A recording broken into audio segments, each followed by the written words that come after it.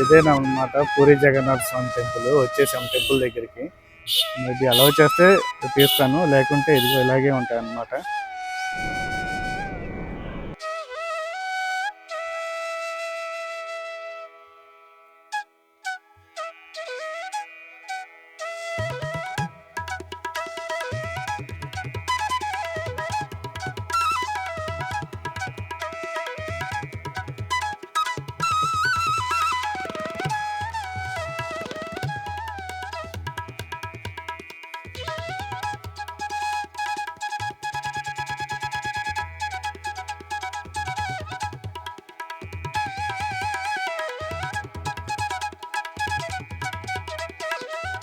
Hi, hello, నమస్తే. ఈరోజు నేను వచ్చేసరికి మన ఐడియా బొల్లారం దగ్గర ఉన్న పూరి జగన్నాథ స్వామి టెంపుల్కి వెళ్తున్నాను అనమాట. యాక్చువల్లీ ఈ టెంపుల్ వచ్చేసరికి మన పూరిలో జగన్నాథ స్వామి టెంపుల్ ఉంది కదా, అది ఎలా అయితే ఉంటుందో యాజ్ ఇట్ ఈజ్ అలాగే ఉంటుంది. ఆర్కిటెక్చర్ కానీ అక్కడ జరిగే పూజా విధానాలు కానీ అన్నీ యాజ్ ఇట్ ఈజ్ పూరిలో ఎలా జరుగుతాయో అలాగే జరుగుతాయి అన్నమాట. అదే ఈ టెంపుల్ యొక్క ప్రత్యేకత అనమాట. ఈవెన్ ఇది హైదరాబాద్లో ఉన్న పూజా విధానం కానీ మొత్తం అంతా పూరిలో ఎలా అయితే జరుగుతుందో అలాగే జరుగుతుంది. ఈవెన్ ఇక్కడ ఉన్న పండితులు కూడా పూరి నుంచి వచ్చారనమాట. నేను వచ్చేసరికి కుకట్పల్లి ప్రగతి నగర్ దగ్గర ఉంటాను. యాక్చువల్గా మా ఇంటి దగ్గర నుంచి టెంపుల్కి అరౌండ్ 9 కిలోమీటర్స్ ఉంది. సో బయలుదేరదాను. ఇంకా ఇదంతా మియాపూర్ నుంచి గంటి మైసమ్మ రోడ్డు ఉంది కదా, మొత్తం ఫుల్లీ డెవలప్ అయిపోతుంది. ఎక్కడ చూసినా హైరైజ్ అపార్ట్మెంట్స్, ఫుడ్ కోర్ట్స్, అవి ఇవి చాలా బాగా డెవలప్ అవుతుంది ఈ మధ్య. ప్రతి రోడ్డు కూడా చూసారా ఎంత స్పేసియస్గా ఉందో.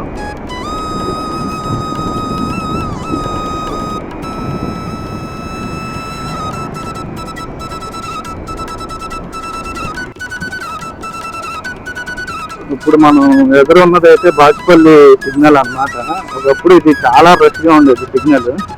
సో అందుకని చెప్పి ఈ సిగ్నల్ దగ్గర ఫ్లైఓవర్ వేస్తున్నారు. ఈ ఫ్లైఓవర్ వేస్తే కనుక ట్రాఫిక్ సమస్యలు గండిమైసమ్మ నుంచి మియాపూర్ వెళ్ళే వాళ్ళకి ట్రాఫిక్ సమస్యలు మోస్ట్లీ రిజాల్వ్ అయిపోతాయి. చూడండి చాలా ఫాస్ట్గానే నడుస్తుంది. ఒకప్పుడు బాగా స్లోగా ఉంది ఇది వర్క్. బట్ ఇప్పుడు 4 months నుంచి బాగా స్పీడప్ చేసినట్టున్నారు వర్క్. కొంచెం ఫాస్ట్గానే మూవ్ అవుతున్నా అనిపిస్తుంది.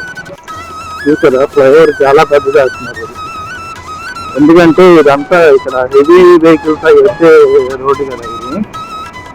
సో ఓఆర్ఆర్ నుంచి మోస్ట్లీ మనకి హెవీ వెహికల్స్ బయట నుంచి వచ్చేవి.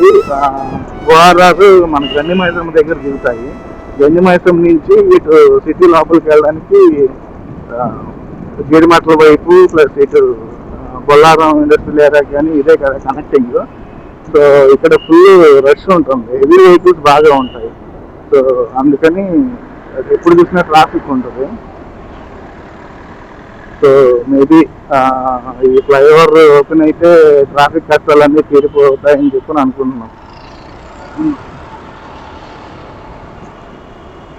సో ఇక్కడ ఫ్లైఓవర్ దగ్గర నుంచి ఇక్కడ యూటర్న్ చేసుకోవాలి మనం పూరి జగన్నాథ్ టెంపుల్ అలాంటి. సో మల్లంపేట వెళ్ళాలన్నమాట.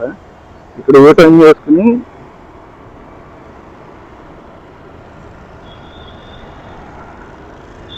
ఇలా యూటర్న్ చేసుకుని ఇటు లెఫ్ట్ వెళ్ళాలి మల్లంపేట వైపు.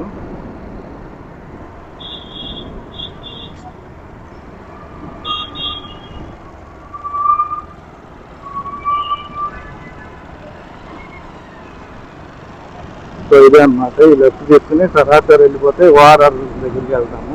ఓఆర్ఆర్ దగ్గర నుంచి మళ్ళీ లెఫ్ట్ తీసుకోవాలి. లెఫ్ట్ తీసుకుంటే మనకి లెఫ్ట్లో పూరి జగన్నాథ స్వామి టెంపుల్ అవుతుంది. చూసారా ఈ రోడ్డు కూడా ఎంత స్పేసియస్గా కన్స్ట్రక్ట్ చేస్తున్నారు. ఎందుకంటే ఇక్కడ చెప్పాను కదా ఓఆర్ఆర్ ఉంటుంది. ఇక్కడ ఎగ్జిట్ నెంబర్ 4A అన్నమాట, మల్లంపేట.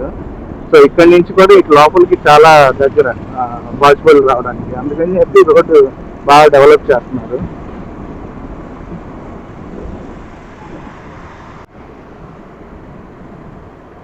సో మనం వచ్చేసరికి ఓఆర్ఆర్ దగ్గరికి వచ్చేసాము. పైన చూస్తున్నారా ఓఆర్ఆర్ అన్నమాట. అది పైన వెహికల్స్ కూడా కనబడుతూ ఉంటాయి. ఇటు వెళ్తేనే ఇది ఎగ్జిట్ కానీ పైకి ఎక్కాలన్నా ఇది. ఇక్కడ నుంచి మనం ఇలా సర్వీస్ రోడ్లు వెళ్ళిపోవాలన్నమాట లెఫ్ట్ సైడ్.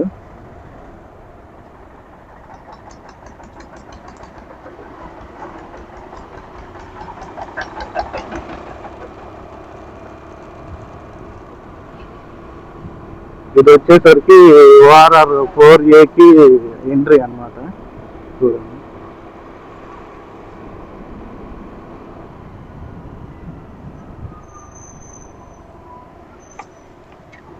సో ఇలా మనం సర్వీస్ రోడ్లో వెళ్ళిపోవాలి. కొంచెం ఒక 3 కిలోమీటర్స్ ఉంటుంది ఇక్కడ ఈ ఎగ్జిట్ నుంచి. 3 కిలోమీటర్స్ ఇలా సర్వీస్ రోడ్లో వెళ్తే మనకు లెఫ్ట్లో వస్తుంది పూరి జగన్నాథ స్వామి టెంపుల్.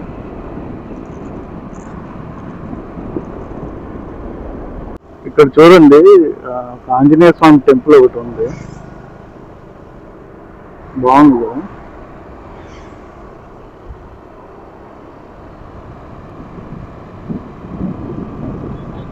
ఇక్కడ కొండలు కూడా భలే ఉన్నాయి, అటు ఇటు కొండలు ఉంది, మధ్యలో రోడ్డు బాగుంది లొకేషన్.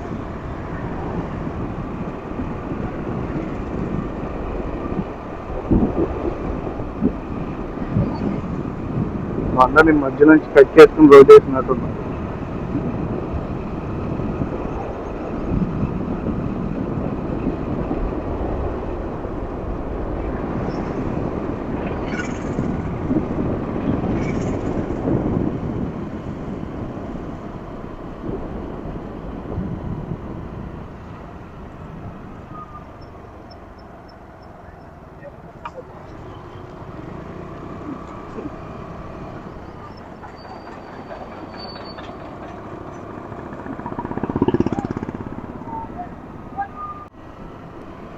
సో జగన్నాథ స్వామి టెంపుల్ దగ్గరికి వచ్చేసినట్టున్నాము. ఇక్కడ చూసారా జెండాలు అవి ఉన్నాయి రైట్ సైడ్ లో, లెఫ్ట్ సైడ్ లో.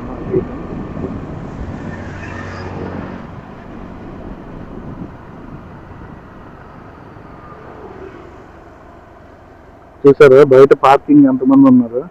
మామూలుగా కొంచెం వీకెండ్ అలా అయితే మాత్రం ఫుల్ క్రౌడ్ ఉంటారు ఇక్కడ, అసలు ఖాళీ ఉండదు.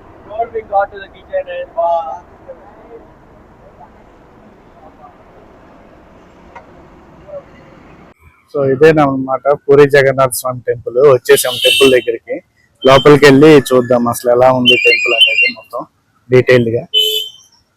ఇక్కడ చూసారా బొమ్మలు, ఇదే సేమ్ ఇలాగే ఉంటాయి అన్నమాట విగ్రహాలు. అవి లోపల విగ్రహాలని ఫోటోలు తీయడం, అది వీడియో తీయడం, ఫోటో తీయడం కుదురుతుందో లేదో, మేబీ అలౌ చేస్తే తీస్తాను, లేకుంటే ఇదిగో ఇలాగే ఉంటాయి అన్నమాట. ఇక్కడ కనిపిస్తున్న స్తంభం వచ్చేసరికి అరుణ స్తంభం అన్నమాట. ఈ స్తంభం పైన సూర్యుడి రథసారథి అయిన అరుణుడు ప్రార్థిస్తున్న భంగిమలో కనిపిస్తాడు. ఈ టెంపుల్లో విష్ణుమూర్తి జగన్నాథ స్వామి రూపంలో చెల్లి సుభద్రాదేవితో అండ్ అన్న బలరాములతో కలిసి దర్శనమిస్తారు. టెంపుల్ లోపలికి ఎంటర్ అవుదాము. ఇక్కడ నుంచి కనిపిస్తున్నాయి విగ్రహాలు. అరే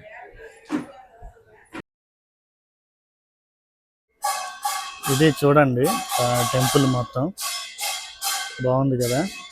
ఆర్కిటెక్చర్ అది చాలా నీట్గా ఉంది. యాజ్ ఇట్ ఈస్ మనకి అక్కడ పూరి జగన్నాథ స్వామి టెంపుల్ ఎలా అయితే ఉంటుందో అలాగే అనిపిస్తుంది టెంపుల్ ఆర్కిటెక్చర్ వచ్చేసరికి. అలాగే చుట్టూ కొన్ని టెంపుల్స్ కూడా ఉన్నాయి, అనుసంధాన టెంపుల్స్.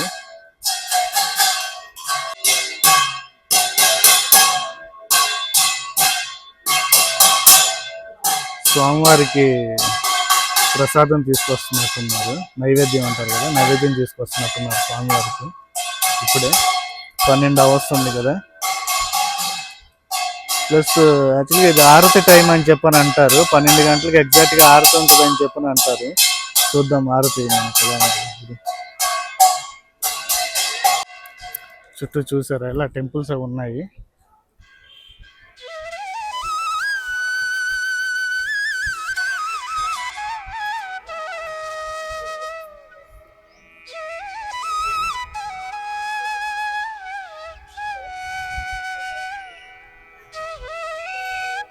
ఇక్కడ అన్నప్రసాదం కూడా ఉందన్నమాట.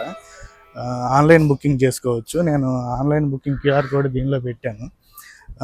అది పార్సల్ ఇస్తారు. ఇక్కడ అన్నప్రసాదాన్ని 1 day బిఫోర్ బుక్ చేసుకోవాలంట. పర్ హెడ్ కాస్ట్ వచ్చేసరికి 150 రూపీస్ ఉంది. సో ఇక్కడ అందరూ భోజనం చేస్తున్నారు అనమాట. ఇక్కడే ఉంటుంది భోజనం అంతా. ఇక్కడ చుట్టూ చాలా టెంపుల్స్ ఉన్నాయి, అవి కూడా వెళ్ళి దర్శించుకుందాము. ఇక్కడ విగ్రహాలు వచ్చేసరికి ఇలా రౌండ్గా పెద్ద పెద్ద కళ్ళతో ఉంటాయి కదా, దానికి ఒక పెద్ద కథ ఉందన్నమాట. ఆ కథ ఏంటంటే, పూర్వం కృతాయుగంలో ఇంద్రజుమ్నుడు అని చెప్పి ఒక రాజు ఒక ఆయన ఉండేవాడు అనమాట. ఆయన విష్ణువుకి పెద్ద భక్తుడు. అండ్ ఆయన ఎప్పుడు అనుకుంటూ ఉండేవాడు, ఒక మంచి టెంపుల్, పెద్ద టెంపుల్, తరతరాలు మాట్లాడుకునేలా ఒక టెంపుల్ ఒకటి కట్టాలి విష్ణువుకి అని చెప్పని అనుకునేవాడు అనమాట. ఆయన ఎప్పుడు అదే తపంతో ఉండేసరికి ఒకరోజు ఆయన కల్లోకి జగన్నాథ స్వామి వచ్చి ఇలా చెప్పారనమాట. ఆ శ్రీ మహావిష్ణువు ఆ మహారాజు కలలో కనిపించి ఇలా చెప్పాడనమాట, నేను నీలాచలం అనే ప్రదేశంలో నీలమాధవుడిగా పూజింపబడుతున్నాను, సో నాకు మంచి గుడి కట్టించు అని చెప్పి ఆయనతో చెప్పాడనమాట. సో వెంటనే ఆయన స్వప్నంలో చెప్పినట్టు ఆయనను వెతకడానికి నలుగురిని పంపించాడు అనమాట, 4 దిక్కుల్లోకి. నలుగురిలో ముగ్గురికి ఎంత వెతికినా నీలాచలం అనే ప్రదేశం కానీ, నీలమాధవుడు అనే పేరుతో కానీ ఎక్కడా కనిపించలేదు ముగ్గురికి. ముగ్గురులో ఒకరైన విద్యాపతి అనే బ్రాహ్మణుడు మాత్రం ఇంకా రాలేదు. సో మహారాజు హోప్స్ అన్ని ఆయన మీదే పెట్టుకున్నాడు. ఆ విద్యాపతి మాత్రం వెతుకుతూ వెతుకుతూ చాలా ప్రదేశాలు తిరిగాడు. ఎక్కడికి వెళ్ళినా నీలాచలం అనే ప్రదేశం కానీ, నీలమాధవుడు అనే పేరుతో విష్ణు పూజింపబడ్డం కానీ ఎక్కడ దొరకలేదు. ఎవరిని అడిగినా తెలియదు అని చెప్తున్నారు. సో ఫైనల్గా ఊళ్ళల్లో ఎక్కడ ఉండరేమో, మేబీ అడవుల్లో ఏమన్నా ఉన్నారేమో అని చెప్పి అడవుల్లో వెతకడం మొదలెట్టాడు. అలా వెతుకుతూ ఒరిస్సాలోని ఒక పెద్ద అడవికి వెళ్ళాడు అనమాట. అక్కడ శబర అనే ఒక తెగ నాయకుడైన విశ్వావసుడిని కలిశాడు. అక్కడ విశ్వావసుడు విద్యాపతికి మంచి ఆతిథ్యం ఇచ్చాడు అనమాట. ఆ రోజు రాత్రి విశ్వావసుడు రహస్యంగా ఎక్కడికో వెళ్ళి రావడం గమనించాడు అనమాట విద్యాపతి. సో అది ఏంటా అని చెప్పి విద్యాపతి విశ్వావసు కూతుర్ని అడిగాడు. ఆమె చెప్పడానికి నిరాకరించింది. ఎలాగైనా ఆ రహస్యాన్ని కనుక్కోవాలి అని చెప్పి అక్కడే ఉండిపోయాడు అనమాట. రోజులు గడుస్తున్నాయి కానీ ఆ రహస్యం ఏంటో తెలియట్లేదు అనమాట. ఎవరిని అడిగినా చెప్పట్లేదు. ఆఖరికి విద్యావసుడిని కూడా అడిగాడు. విద్యావసుడు కూడా ఏం చెప్పలేదు, దాన్ని నిరాకరించాడు. అది మా దైవ రహస్యం, చాలా సీక్రెట్, చెప్పకూడదు అని చెప్పని అన్నాడు. సో దాంతో ఇక ఆయనకి బాగా కుతూహలం పెరిగింది అనమాట. అదేంటి కనుక్కోవాలి. ఒకవేళ రాజుగారు చెప్పినట్టు శ్రీ మహావిష్ణువు నీలమాధవుడిగా ఇక్కడే పూజింపబడుతున్నాడేమో అని చెప్పి డౌట్ వచ్చింది. ఈ ప్రాసెస్లో విద్యావసుడు కుమార్తె లలిత, విద్యాపతి ఇద్దరు ప్రేమించుకుని పెద్దల సమక్షంలో, పెద్దల అంగీకారంతో వివాహం చేసుకున్నారనమాట. సో ఆ తర్వాత విద్యాపతి విద్యావసుడిని అడిగాడు, ఇప్పుడు నేను మీ ఫ్యామిలీలో మెంబర్ని కదా, ఎప్పటికైనా నాకు ఆ రహస్యం ఏంటో చెప్తారా అని చెప్పనంటేను అప్పుడు చెప్పాడు అనమాట. అక్కడ నేను మహావిష్ణువు విగ్రహంగా కాకుండా ఒక మనిషిలాగానే ఆయనే ఇక్కడ ఉన్నారు, నేను రోజు వెళ్ళి ఆయన పూజించుకుంటూ ఉంటాను అని చెప్పాడు అనమాట. సో వెంటనే విద్యాపతి విద్యావసుడిని అడిగాడు, నాకు కూడా దర్శన భాగ్యం కలిగించండి, మహావిష్ణువుని దర్శనం చేసుకునే భాగ్యం కలిగించండి, నన్ను కూడా ఆ ప్రదేశానికి తీసుకెళ్ళండి అని చెప్పి అడిగాడు అనమాట. ఇక ఏం చేయాలో తెలియక విద్యావసుడు విద్యాపతికి కళ్ళకు గంతలు కట్టి తీసుకెళ్ళాడు. ఈ విద్యాపతి ఏం చేశాడంటే తెలివిగా చేతిలో కొన్ని ఆవాలు తీసుకుని ఆ ఆవాలు దారి పొడుగుతో చల్లుకుంటూ వెళ్ళాడు. సో కొన్ని రోజుల తర్వాత ఆవాలన్నీ మొలకెత్తాయి. సో వెంటనే రాజుకి ఈయన సమాచారం అందించాడు. వెంటనే రాజు ఇక్కడ వెళ్ళి చూడగా అక్కడ మహావిష్ణువు లేడనమాట. అంటే మహారాజు అక్కడికి వెళ్ళేసరికి మహావిష్ణువు అంతర్ధానం అయిపోయారనమాట. ఇంకేం చేయాలో తెలియక రాజు బాధపడుతూ ఉంటే ఒకరోజు స్వామి కలలో కనిపించి, ఒక పని చెయ్యి, వెంటనే సముద్ర తీరానికి వెళ్ళు, అక్కడ కొన్ని వేప మొద్దులు కొట్టుకొస్తాయి, ఆ మొద్దులతో నా విగ్రహాలు చెక్కి ప్రతిష్ఠించు అని చెప్పని అన్నాడు అనమాట. సో వెంటనే రాజు సముద్రం ఒడ్డుకి వెళ్ళాడు అనమాట. సముద్రం ఒడ్డుకి వెళ్ళగానే కలలో మహావిష్ణువు చెప్పినట్టుగానే అక్కడికి కొన్ని దొంగలు కొట్టుకుంటూ వచ్చాయి సముద్ర తీరానికి. సో వెంటనే ఆ దొంగలను తీసుకుని అయితే ఇంటికి వెళ్ళాడు. బట్ వాటిని చెక్కేది ఎలాగు అని చెప్పి కొంతమంది శిల్పులు పిలిచాడు. సో శిల్పులు ఎంత ట్రై చేసినా ఉల్లి ఇవన్నీ టూల్స్ పగిలిపోతున్నాయి కానీ వేప మొద్దులకి ఏం కావట్లేదు. వెంటనే విష్ణువు ప్రార్థించాడు అనమాట. విష్ణువుని ప్రార్థించగా ఆ రోజు ఒక మహాశిల్పి ఒక ఆయన వచ్చాడు అక్కడికి. ఆ తర్వాత అక్కడికి అనంత మహారాణ అనే ఒక శిల్పి వచ్చారు. భగవంతుడే శిల్పి రూపంలో వచ్చాడు అని కొంతమంది అంటూ ఉంటారు. కొంతమంది దేవశిల్పి విశ్వకర్మ వచ్చాడు అని చెప్పని అంటారు. ఆయన ఆ మహారాజుతో ఇలా చెప్పాడు, ఇది మామూలు చెట్టు మొద్దు కాదు, ఇది బ్రహ్మస్వరూపం, దీనిని విగ్రహాలుగా చేయడానికి నాకు 21 రోజులు సమయం పడుతుంది. ఈ 21 రోజులు నేను ఒక గదిలో తలుపులు వేసుకుని విగ్రహాలు చేస్తాను. కంప్లీట్ అయ్యేంత వరకు ఎవ్వరూ లోపలికి రావద్దు అని చెప్పారు. ఎన్ని రోజులు గడిచినా సరే ఆయన మాత్రం బయటికి రావట్లేదు. ఒక రోజైతే లోపల నుంచి విగ్రహాలు చెక్కుతున్న శబ్దం కూడా ఆగిపోయింది. దాంతో రాజు భార్యకి డౌట్ వచ్చి ఒకసారి వెళ్ళి చూద్దామని చెప్పని తలుపులు తెరిచారు. తలుపులు తెరిచి చూసేసరికి అక్కడ శిల్పి లేరన్నమాట. అండ్ విగ్రహాలు కూడా సగం మాత్రమే చెక్కి ఉన్నాయి, పూర్తి కాలేదు. దాంతో ఇక రాజుకి ఏం చేయాలో అర్థం కాలేదు. అప్పుడు రాజు శ్రీ మహావిష్ణువుని ప్రార్థించగా బ్రహ్మదేవుడు వచ్చి ఆ విగ్రహాలను తీసుకెళ్లి గుడిలో ప్రతిష్ఠించి వాటికి ప్రాణప్రతిష్ఠ చేశారు. ఇది క్లుప్తంగా పూరి జగన్నాథ స్వామి యొక్క కథ అన్నమాట. ఒరిస్సాలో ఉన్న పూరికి వెళ్ళి జగన్నాథ స్వామి దర్శనం చేసుకోవడం వీలుపడని వాళ్ళు ఇక్కడికి వచ్చి శ్రీ జగన్నాథ స్వామిని దర్శనం చేసుకుని ఆయన ఆశీర్వాదం పొందొచ్చు అన్నమాట. ఈ వీడియో మీకు నచ్చే ఉంటుంది అని చెప్పని అనుకుంటున్నాను. ఇలాంటి మంచి వీడియోస్ నా ఛానల్లో ముందు చాలా పెడుతూ ఉంటాను. అవన్నీ మిస్ అవ్వకుండా చూడాలి అనుకుంటే నా ఛానల్ని రెగ్యులర్గా ఫాలో అవుతూ ఉండండి. అలాగే నాకేమన్నా మంచి ప్లేసెస్ సజెస్ట్ చేయాలి అనుకుంటే కామెంట్స్లో తెలియజేయగలరు. Thanks for watching. Tata, bye bye.